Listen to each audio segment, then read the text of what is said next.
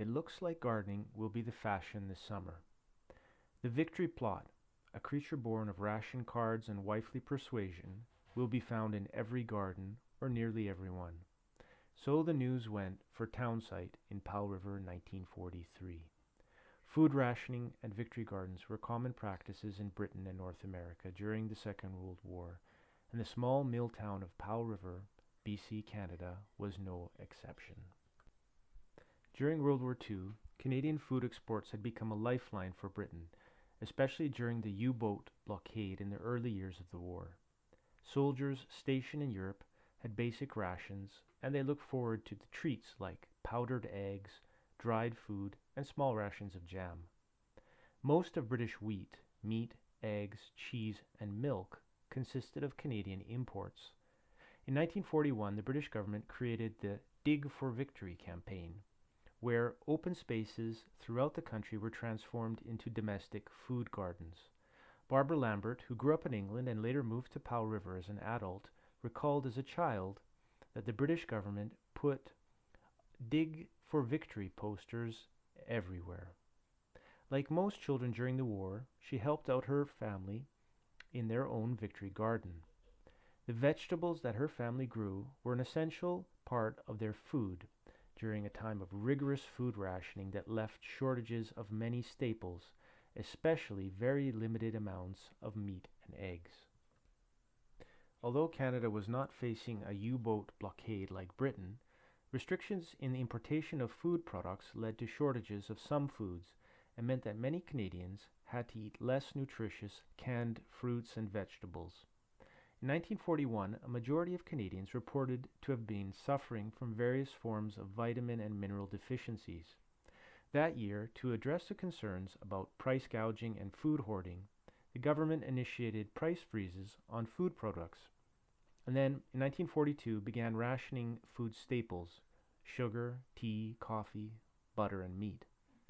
As a result of growing concerns about nutrition, the Canadian government created its first nutrition program in 1942, and Canadians received nutrition advice, including Canada's official Food Rule, the predecessor of Canada's Food Guide.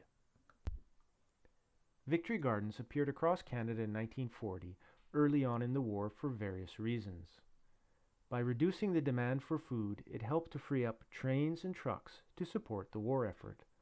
But more importantly, it was a productive leisure activity that helped Canadians in doing their part. When food rationing started in 1942, victory gardens became a way for people to feed their families, like those besieged in the British Isles. Bev Falconer, who grew up in Powell River, recalled that before the start of the war, many houses in Townsite didn't have gardens, but that quickly changed, and by the end of the war, virtually everyone was growing vegetables. School teachers in Powell River were encouraging children to have their own plots. Bev remembers that her father, Alfred Carrick, who himself was an avid gardener, gave her a plot to tend in their yard where she grew potatoes, carrots, cabbages, peas, and turnips. One of their neighbors, Mr. Anderson, cleared a large stretch of forest near Maple Street and made a gigantic victory garden. She vividly remembers that during the war, a time when black bears rarely came into the town, Mr. Anderson was shocked to find a bear in his precious victory garden, and he ran out and chased it off. By 1943, virtually all of the residents of Powell River had set up victory gardens, and their aim was to be as self-sufficient as possible for vegetables for that year.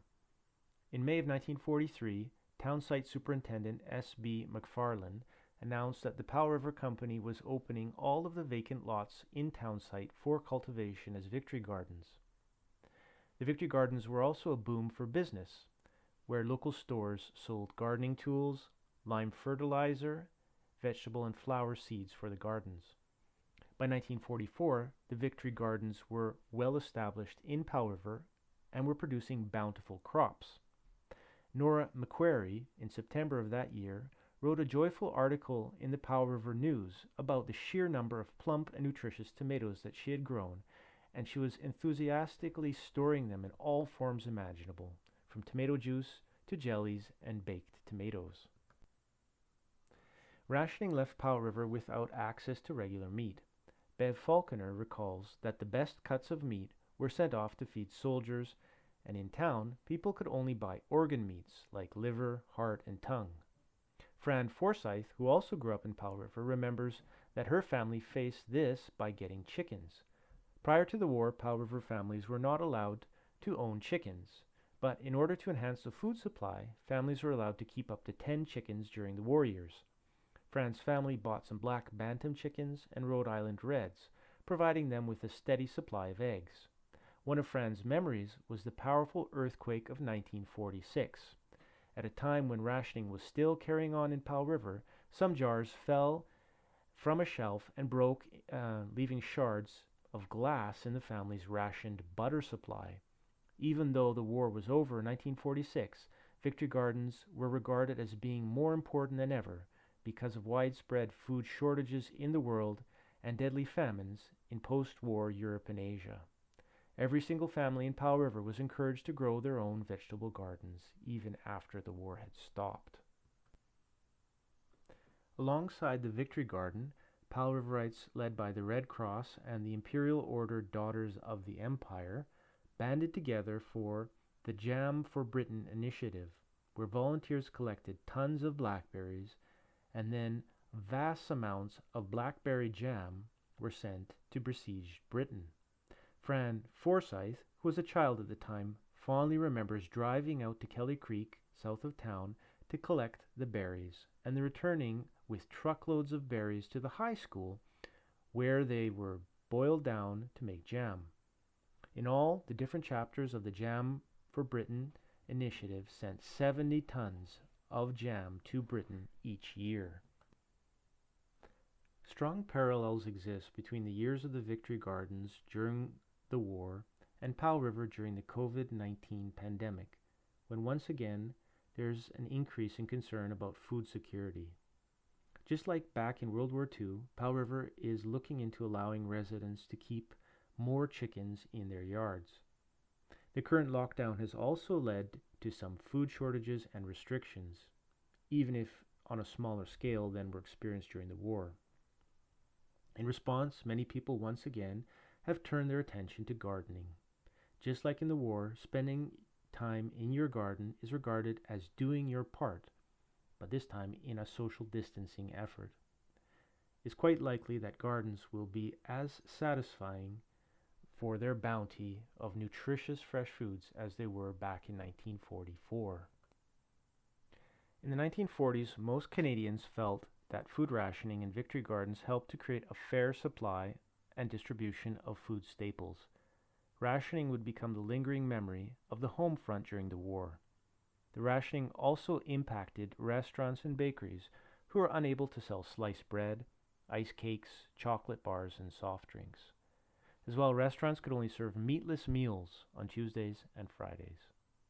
One effect of the rationing was an increase in demand for artificial sweeteners and meat substitutes, like beans and nuts.